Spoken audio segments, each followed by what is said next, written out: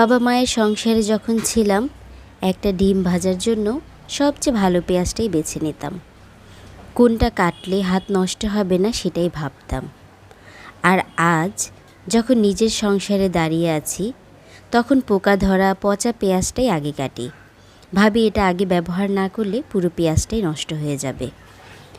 আমি মানুষটা কিন্তু বদলাইনি, বদলেছে শুধু দায়িত্ব।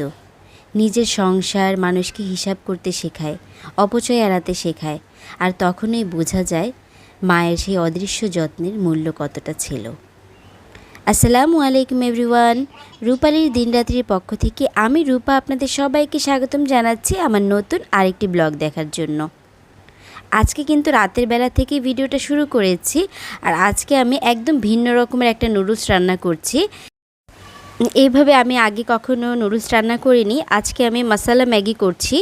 তো আমি আমার ছোট্ট চপারটাতে পেঁয়াজ, কাঁচামরিচ আর টমেটো একসাথে একদম কুচি করে নিয়েছি। এখানে সামান্য পরিমাণে একটু চিকেন ছিল আমার ফ্রিজে রাখা, সেটা দিয়েছি। চিকেন না দিলেও কোনো সমস্যা নেই, একদম চিকেন ডিম ছাড়াই কিন্তু এই নুডলসটা আপনারা রান্না করতে পারবেন। তো এখন চিকেনটা আর পেঁয়াজ আর কাঁচামরিচগুলো একটু ভালো করে ভেজে নিব। তো এইখানে আমি একটু ফ্রোজেন করা মটরশুঁটি দিয়েছি। তো আরও সবজি থাকলেও আপনারা অ্যাড করতে পারেন, গাজর, ক্যাপসিকাম, যে কোনো সবজি। তা আমার কাছে আর কোনো সবজিই ছিল না, তাই কোনো সবজি অ্যাড করিনি। তো এখানে আমি আদা রসুন পেস্ট দিচ্ছি। আমরা যে কোনো তরকারির মশলা কষানোর সময় যা যা ব্যবহার করি আজকে নুডলস রান্নায় কিন্তু আমি তাই দিচ্ছি। এখানে খুব সামান্য পরিমাণ একটু হলুদের গুঁড়া, জিরার গুঁড়া, একটু পরিমাণ ধনিয়ার গুঁড়া দিয়েছি, তারপর একটু লাল মরিচের গুঁড়াও দিয়েছি। আপনারা হয়তো মনে মনে ভাবছেন যে আপু কি রান্না করছে, নুডলস কি কেউ এভাবে রান্না করে কিনা, কিন্তু আপনারা একবার এভাবে নুডলস রান্না করে দেখবেন, এতটা মজা হয়েছিল। তা আমি এখানে একটু চিলি অয়েল অ্যাড করেছি, এটা না দিলেও কোনো সমস্যা নেই। তারপরে একটু সয়া সস, টমেটো কেচাপ, তারপর একটু ওয়েস্টার সস দিয়েছি। দেন আমি নুডলসের যে মশলাটা আছে সেটা অ্যাড করে দিয়েছি। অনেকেই আমার কাছে জানতে চান আমার ঘর বাড়ি পরিষ্কার পরিচ্ছন্ন আর গুছিয়ে রাখার গোপন রহস্য কী। সবাই হয়তোবা ভাবেন যে আমার ঘরবাড়ি কখনোই এলোমেলো হয় না, অপরিচ্ছন্ন হয় না। এটা কিন্তু একদমই ভুল। আমার বাসাবাড়িও অগোছালো থাকে, অপরিষ্কার থাকে, কিন্তু কিছু সহজ পদ্ধতি অবলম্বন করলে কিন্তু আপনার বাসাবাড়িও সব সময় পরিষ্কার পরিচ্ছন্ন আর গোছানো থাকবে। আবার অনেকে কিন্তু এটাও জানতে চান যে ছোট বাচ্চা নিয়ে আমি ঘরবাড়ি কীভাবে গুছিয়ে রাখি। তো আজকের ভিডিওতে কিন্তু আমি খুব সহজ কিছু টিপস শেয়ার করব, যেগুলো আপনাদের কাজে লাগবে বাড়িঘর সবসময় গুছিয়ে রাখার জন্য। আর এভাবে যদি কাজ করেন তাহলে আপনাদের সংসারও থাকবে কিন্তু আপনাদের হাতের মুঠোয়। তো আচ্ছা, আমি নুডলসের রেসিপিটা একটু শেয়ার করছি। আমি কিন্তু নুডলসের মশলা দিয়ে তারপর মশলাটাকে একটু ভালো করে কষিয়ে নিয়েছি।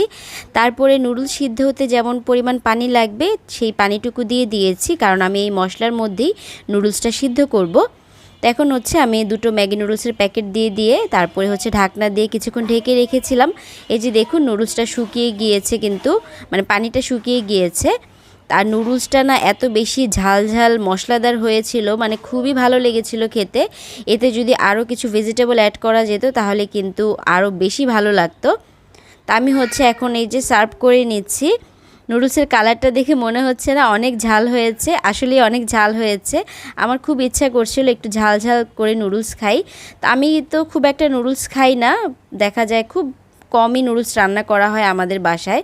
হঠাৎ করে যখন খেতে ইচ্ছা করে চেষ্টা করি একটু ইউনিকভাবে নুডলসটা রান্না করার জন্য।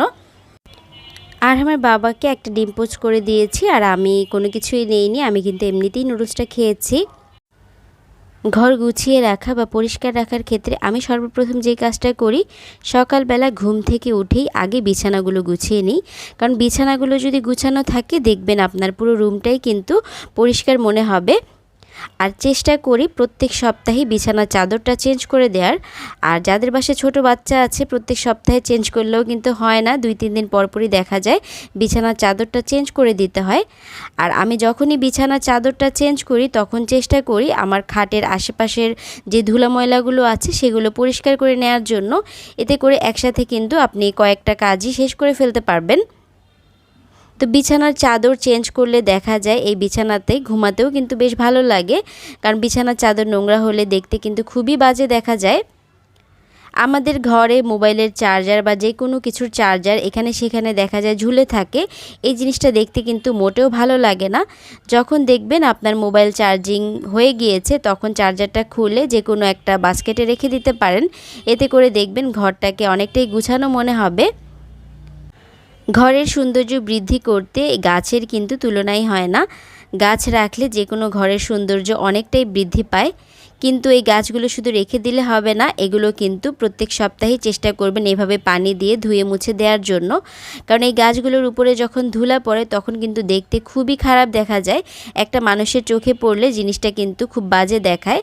তো আমি চেষ্টা করি প্রত্যেক সপ্তাহে বা 10 দিন পর পর হলেও গাছগুলোকে এভাবে পানির নিচে দিয়ে একদম পরিষ্কার করে দেওয়ার জন্য।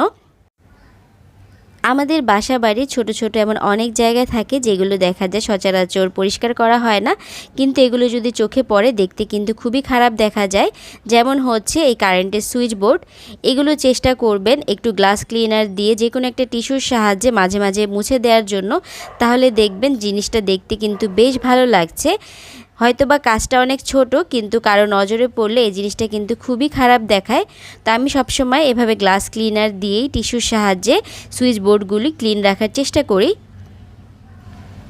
আমরা অনেক সময় অনেক বাসায় গেলেই দেখি এই সুইচ বোর্ডগুলি এত বেশি নোংরা হয়ে থাকে, তখন কিন্তু দেখতে খুবই বাজে লাগে। তো এই যে আর্টিফিশিয়াল প্ল্যান্টও কিন্তু আমরা রাখি আমাদের বাসার সৌন্দর্য বৃদ্ধি করতে। এই যে দেখুন আমার এই আর্টিফিশিয়াল গাছটাতে কি পরিমাণ ধুলা পড়েছে, মানে পুরো পাতাগুলো একদম সাদা হয়ে গিয়েছে। তো এই কাজটা কিন্তু আমি প্রত্যেক সপ্তাহে করি না, দেখা যায় 10-15 দিন পর পর একবার করা হয়। তো আমি বেশিরভাগ দেখা যায় এটাকে মানে ওয়াশরুমে নিয়ে পানি দিয়ে ধুয়ে দিই, কিন্তু এখন যেহেতু পানির সমস্যা চলছে তাই আমি একটা কাপড় ভিজিয়ে তারপরে হচ্ছে এই পাতাগুলো সব ক্লিন করে নিচ্ছি। তো দেখুন ধুলাটা উঠে যাওয়ার পরে গাছটাকে দেখতে কতটা সুন্দর লাগছে। তো অনেক বেশি ধুলা পড়ে গিয়েছিল। তো অনেকেই কিন্তু আমার বাসার পানির সমস্যা সম্পর্কে জানতে চেয়েছেন। বাসার পানির সমস্যা কিন্তু এখনও দূর হয়নি। পানির সমস্যা মানে একবেলা পানি পাচ্ছি, তাও মাত্র আধা ঘন্টার জন্য। আর পানিও ওয়াসা থেকে মানে গাড়ি যে কিনে নিয়ে আসে সেরকমভাবে দিচ্ছে। তো যা যা ভরে রাখতে পারছি সেভাবেই কিন্তু কাজ করছি। আর পানি না থাকলে কিন্তু এভাবে ঘরের কাজকর্মগুলো করা অনেক বেশি কষ্টদায়ক হয়ে যায়। আমাদের বাসার যে পর্দাগুলো থাকে এগুলো তো দেখা যায় সবসময় আমাদের চেঞ্জ করা হয় না, 2-3 মাস পর পর একবার দেখা যায় এই পর্দাগুলো চেঞ্জ করি। কিন্তু এই পর্দাতে কিন্তু প্রচুর পরিমাণ ধুলা আটকায়। এটা কিন্তু যাদের ঠান্ডা সমস্যা আছে বা অ্যাজমা অ্যালার্জি আছে ধুলায়, তাদের জন্য অনেক বেশি ক্ষতিকর। তো আমি সবসময় চেষ্টা করি যেদিন আমি বিছানার চাদর চেঞ্জ করব সেদিনই এই পর্দাগুলোকে এভাবে বিছানা ঝাড়ু দিয়ে সুন্দরভাবে ঝেড়ে দেওয়ার, তাহলে কিন্তু ধুলাটা চলে যায়। আর বাসার যে ফার্নিচারগুলো আছে সেগুলোতে ধুলা ময়লা তো পড়েই, সেগুলো চেষ্টা করি 2-1 দিন পর পরই মুছে দেওয়ার জন্য। তো এইভাবে আমি একটা ব্রাশের সাহায্যে আমার কাঠের ফার্নিচারে যেই ডিজাইনগুলো আছে সেগুলোর ধুলাগুলো আমি পরিষ্কার করি, কারণ ব্রাশ দিয়ে করলে খুব সুন্দরভাবে ধুলাটা পরিষ্কার হয়ে যায়। তো এই কাজগুলো কিন্তু আপনারা প্রত্যেক দিন না করলেও 1-2 দিন পর পর করার চেষ্টা করবেন। আর এক এক দিন এক একটা করে রুম করবেন, যেমন একদিন যদি বেডরুম করেন, একদিন ড্রয়িং রুম করবেন। এভাবে যদি কাজ করেন তাহলে দেখবেন কাজ কিন্তু আপনাদের খুব একটা কষ্ট হবে না আর গায়ে লাগবে না কাজ করতে। তো আমার হেল্পিং হ্যান্ড আসার আগেই আমি হচ্ছে আজকে আমার ড্রয়িং রুমের যেই মাকড়সার জাল হয় সেগুলো ক্লিন করে দেওয়ার চেষ্টা করছি, মানে ঝেড়ে দিচ্ছি। তো মাকড়সার জাল ঝাড়ার জন্য এই যে এই হ্যান্ডেলটা মানে এই লাঠিটা খুবই ভালো, খুব সুন্দরভাবে কিন্তু মাকড়সার জালগুলো পরিষ্কার হয়ে যায়। আর অনেক বেশি লম্বা হওয়াতে কিন্তু মানে একদম উপর থেকে ক্লিন করে নিয়ে আসতে পারি। আর এটা শুধু হচ্ছে ঘর ঝাড়ার জন্য না, অনেক কাজেই কিন্তু আমি ব্যবহার করে থাকি। আর যখনই হচ্ছে আমার ঘর ঝাড়ি তার পাশাপাশি আমার রুমে যেসব ওয়ালমেট বা ওয়াল ডেকোরগুলো আছে সেগুলোও কিন্তু ঝেড়ে ফেলার চেষ্টা করি। এতে করে দেখা যায় ময়লা জমতে পারে না খুব একটা। আমাদের বাসা বাড়ির এই জানালাগুলো কিন্তু দেখা যায় সবসময় ক্লিন করা যায় না, কিন্তু আপনি যদি 4-5 দিন পর পর বা সপ্তাহে 1 দিন এভাবে হালকা করে একটু ঝেড়ে দেন তাহলে কিন্তু এই জিনিসগুলো খুব একটা ময়লা হয় না। কারণ জানালায় কিন্তু প্রচুর পরিমাণে ধুলা জমে, আর এই ধুলাগুলোই কিন্তু আপনার ঘরে এসে ঘরটাকে নোংরা করে ফেলে। তো চেষ্টা করবেন প্রত্যেক সপ্তাহে অন্তত একবার এভাবে জানালাগুলোকে একটু ঝেড়ে দেওয়ার জন্য। আমাদের গৃহিণীদের কিন্তু কাজের শেষ নেই। যতই বলি আজকে কোনো কাজ নেই, তারপরে দেখবেন একটা করে কাজ কিন্তু থাকেই। তো সেই কাজের ফাঁকে ফাঁকেই কিন্তু আমাদের ঘরের এই কাজগুলো করে নিতে হয়। তা না হলে কিন্তু ঘরটাকে কখনোই পরিষ্কার পরিচ্ছন্ন বা গুছানো আপনি রাখতে পারবেন না। আমার বাসার ফ্যানগুলো কখনোই অনেক বেশি ময়লা হয় না। আমি এমন অনেক বাসা দেখেছি ফ্যান এত পরিমাণ কালো হয়ে যায়, মানে দেখা যায় না। তো সেই জিনিসগুলো কিন্তু চোখে পড়লে খুবই বাজে দেখায়। তা আমার এই যে মাকড়সার জাল বা ঘর ঝাড়ার এই লাঠিটা আছে, এই লাঠিটা দিয়ে কিন্তু ফ্যানটাকে খুব সুন্দরভাবে ঝেড়ে নেওয়া যায়। তো ফ্যানটা আমি যখনই দেখি একটু ময়লা হয়েছে, এভাবে হালকা করে একটু ঝেড়ে দিই, তাহলেই কিন্তু ফ্যানটা পরিষ্কার হয়ে যায়। আর দেখা যায় মাসে একবার আমি ফ্যানটাকে ডিপ ক্লিন করি। তো এই কাজটা কিন্তু আমি করতে পারি না, আমার হেল্পিং হ্যান্ড আপা করে, কারণ এত উঁচুতে ফ্যান আমি মানে নাগাল পাই না। তো আমি চেষ্টা করি হেল্পিং হ্যান্ড আপা আসার আগেই এই কাজগুলো কিন্তু করে নেওয়ার জন্য। এই যে দেখুন ফ্যানটাকে আমি ঝেড়ে দিয়েছি, ফ্যানটা কিন্তু একদম সুন্দর পরিষ্কার হয়ে গিয়েছে, আর এক ফোঁটা ময়লাও কিন্তু ফ্যানে নেই। বাসায় যাদের ছোট বাচ্চা আছে দেখা যায় কি খেলনা, তারপরে কাগজ কলম এটা সেটা এখানে সেখানে ছড়িয়ে ছিটিয়ে থাকে। তো আপনারা চেষ্টা করবেন ছোট ছোট বাস্কেটের মধ্যে এই ধরনের জিনিসগুলো রেখে দেওয়ার জন্য, কারণ এখানে সেখানে ছড়িয়ে ছিটিয়ে না রেখে এভাবে যদি বাস্কেটে রাখেন তাহলে কিন্তু ঘরটাকে অনেক বেশি গুছানো মনে হবে। আর এখানে ওইখানে রেখে দিলে তখন কিন্তু আপনি যতই গুছিয়ে রাখেন এগুলো কিন্তু গুছানো মনে হবে না। আর ছোটোবেলা থেকেই বাচ্চাদেরকে শেখানো উচিত এই জিনিসগুলো যাতে তারা খেলাধুলা করার পরে জায়গা মতন রেখে দেয়। আমার বাসায় যে কমন বেসিনটা আছে আমি চেষ্টা করি এটাকে প্রত্যেক দিনই ক্লিন করে নেওয়ার জন্য, কারণ এটা যেহেতু একদম সবার সামনেই থাকে, মানে চোখের সামনেই পড়বে, এটা যদি নোংরা দেখা যায় তখন কিন্তু খুব একটা ভালো লাগে না। আর এটাতে হচ্ছে খাবার খাওয়ার পরে সবাই হাত ধোয়, এর জন্য কিন্তু নোংরাটাও তাড়াতাড়ি হয়ে যায়।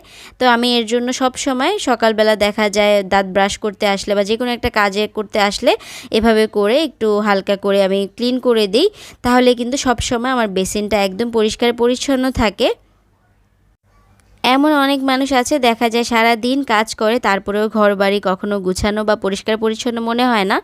আপনি যদি একটু স্মার্টলি কাজগুলো হ্যান্ডেল করেন তাহলে দেখবেন আপনার কাজগুলো করতে কিন্তু কোনো কষ্টই হবে না, আর আপনার ঘরবাড়িও সবসময় পরিষ্কার পরিপাটি থাকবে। যেই ফার্নিচারগুলোর সাথে আয়না আছে, ছোট বাচ্চা থাকলে দেখবেন এই আয়নাগুলো কিন্তু অনেক বেশি নোংরা হয়, আর এমনিতেও কিন্তু অনেক বেশি নোংরা হয়। এর জন্য কিছুদিন পর পরই গ্লাস ক্লিনারের সাহায্যে এই আয়নাগুলো পরিষ্কার রাখার চেষ্টা করি, কারণ এগুলো নোংরা হলে দেখতে একদমই ভালো লাগে না। তো এগুলোও কিন্তু আপনার বাসা বাড়ির কাজেরই একটা অংশ। এই ধরনের ছোট ছোট কাজগুলো যদি আপনি পরিপাটি করে গুছিয়ে রাখতে পারেন তাহলে দেখবেন আপনার পুরো বাসাটাই কিন্তু পরিপাটি মনে হবে। আমি যেহেতু আমার কাপড় চোপড়গুলি ওয়াশিং মেশিনেই ওয়াশ করি, তাই দেখা যায় সব সময় তো ওয়াশিং মেশিনটা অন করা হয় না, আমি 2 দিন পর পরই ওয়াশিং মেশিনটা চালু করি। তো যেই কাপড়গুলো আমার ময়লা হয় আমি এরকম একটা বাস্কেটে হচ্ছে কাপড়গুলো রেখে দিই, এতে করে কিন্তু জায়গাটা দেখতে অনেক ভালো লাগে। আর বাস্কেটের উপরে আমি একটা হচ্ছে প্লেসমেট বিছিয়ে দিয়েছি, আর উপরে একটা আর্টিফিশিয়াল প্লান্ট রেখে দিই, দেখতেও ভালো লাগে আর জায়গাটাও গুছানো মনে হয়। ঘরবাড়ি সবচেয়ে বেশি এলোমেলো হয় কিভাবে জানেন? জায়গার জিনিস যদি জায়গায় না রাখেন। আপনি একটা জিনিস ব্যবহার করছেন, সেই জিনিসটা ব্যবহারের পরে যদি আবার জায়গা মতো না রাখেন তখন কিন্তু জায়গাটা এলোমেলো হয়ে গেল। এই যে টিভি দেখার পরে রিমোটগুলো যদি আমি জায়গা মতো গুছিয়ে না রাখি তখন কিন্তু ঘরটাকে এলোমেলো দেখা যাবে। তো সব সময় যে কোনো কাজ করার পরে সব জিনিসগুলো যদি একটু জায়গা মতো রেখে দেন তাহলে কিন্তু দেখবেন ঘরটাকে খুব একটা কষ্ট করে আপনার গুছিয়ে রাখতে হবে না, এমনিতেই গুছানো থাকবে। ঘর গুছানো কাজের মধ্যে আমার কাছে সবচেয়ে বেশি কষ্টকর কাজ হচ্ছে কাপড় শুকানোর পরে সেগুলো ভাঁজ করা। অনেক সময় দেখা যায় কি 2 দিন 3 দিনের কাপড় জমা হয়ে পাহাড় হয়ে যায়। তো এই ভুলগুলো আমি করি না, আমি চেষ্টা করি যতই কষ্ট হোক কাপড় শুকানোর পরে সাথে সাথে কাপড়গুলো ভাঁজ করে জায়গাটা জায়গা মতন রেখে দেওয়ার জন্য। তা না হলে দেখা যায় জমতে জমতে এত বেশি জমে যায় তখন সবগুলো কাপড় ভাঁজ করতে কষ্ট বেশি হয়ে যায়। আমার আজকের ভিডিও যদি আপনাদের কাছে ভালো লেগে থাকে প্লিজ ভিডিওতে একটা লাইক দিয়ে দিবেন। আর যদি ভিডিও দেখে মনে হয় আমার চ্যানেলটাকে সাবস্ক্রাইব করা উচিত তাহলে সাবস্ক্রাইব করে পাশে থাকা বেল আইকনটি ক্লিক করে দিবেন, যাতে আমি ভিডিও দেওয়া মাত্রই আপনাদের কাছে নোটিফিকেশন চলে যায়। আমি চেষ্টা করেছি আমি কিভাবে আমার ঘরবাড়ি গুছিয়ে রাখি সেই ছোট ছোট টিপসগুলোই আপনাদের সাথে শেয়ার করার। আমি জানি সব আপুরাই হয়তোবা জানে, কিন্তু তারপরেও অনেকে আছে কিভাবে কাজটা করলে ঘরবাড়িটা অর্গানাইজড লাগবে সেটা বুঝতে পারে না, কোন কাজের পরে কোন কাজ করবে। তো সেগুলো একটু সহজভাবে বলে দেওয়ার চেষ্টা করেছি। আশা করছি আপনাদের কাছে ভালো লেগেছে। ভালো লাগলে ছোট্ট করে একটা কমেন্ট করে যাবেন। আর আজকের ভিডিওটা এ পর্যন্তই ছিল। সবাই ভালো থাকবেন, সুস্থ থাকবেন। সে পর্যন্ত আল্লাহ হাফেজ। আসসালামু আলাইকুম।